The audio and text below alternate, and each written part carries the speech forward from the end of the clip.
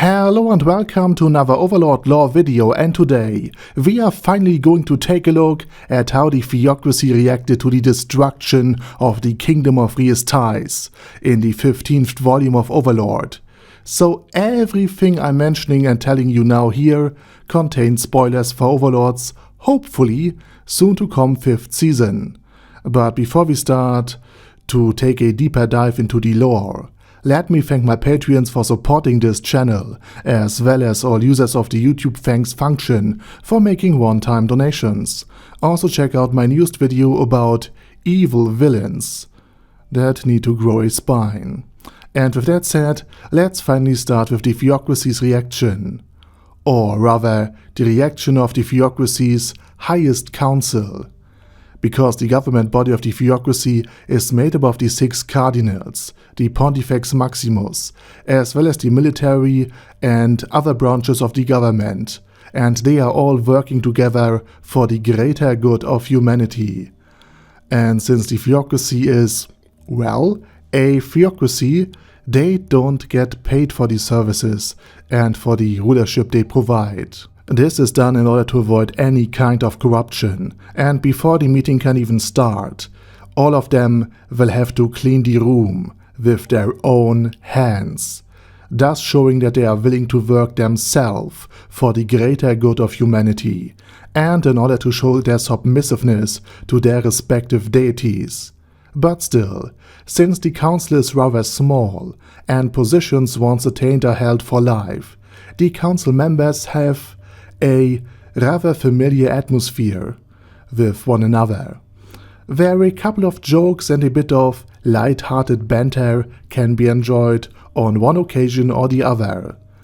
But this meeting had a stern, humorless and very bleak feeling to it, for the council and the cardinals were shocked and abhorred at what the Sorcerer King had done. They undoubtedly expected that the Sorcerer King, as an life-hating undead, is not the nicest guy. But judging by the government of Irantel and the vassalship of the Empire, they did not expect a war of annihilation being carried out on such a scale and magnitude against the Kingdom of Ainz, just because one noble has apparently attacked a food convoy. This of course also put the theocracy itself under great pressure, because with the Kingdom of Ainz demolished, the Holy Kingdom becoming a de facto ally of the Sorcerer King, and even worse, proclaiming the Sorcerer King of all people as the impersonation of justice, with the dwarves on friendly terms, and the Empire of Barut now being a submissive, frightened vassal state. The unfeeling eye of His Majesty the Sorcerer King Ainz Ooal Gown might gaze upon the theocracy next. Even worse, with so much death and destruction caused in Ainz, with so much pain and sorrow felt, with regret and anger lingering in the air, with the soil drenched in blood, huge parts of the Kingdom of Ainz could become as cursed as the Cuts Plain. A necropolis sprawling with the undead, who would now man every settlement, every town, wall and castle, thus creating a gigantic hazard, an artificial barrier, with the unholy purpose of keeping the Arkland Council State confined, meaning even on this front, against the 5 Dragon Lords and their many followers, the border is secured. Thus the Sorcerer Kingdom can focus itself on the challenges right in front of it, apparently knowing that any alliance between the theocracy and the Arkland Council State would be an impossibility anyway.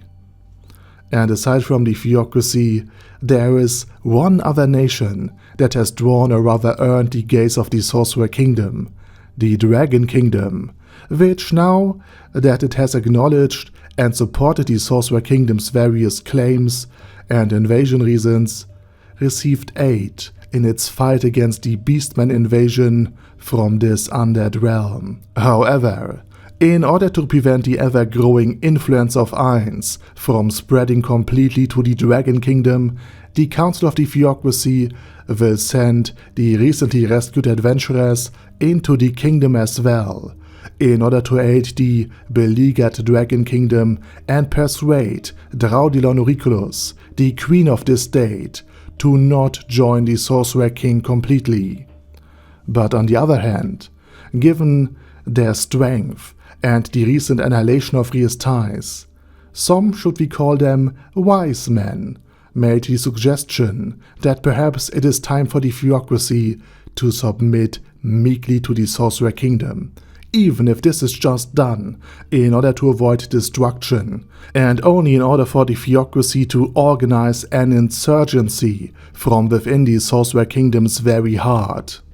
In any case, the Council agreed that with the destruction of the Theocracy, at the very least being a possibility, they need to actually take some humans and move them into a more safe and secure location, so that at least some of humanity will survive, even in the worst case.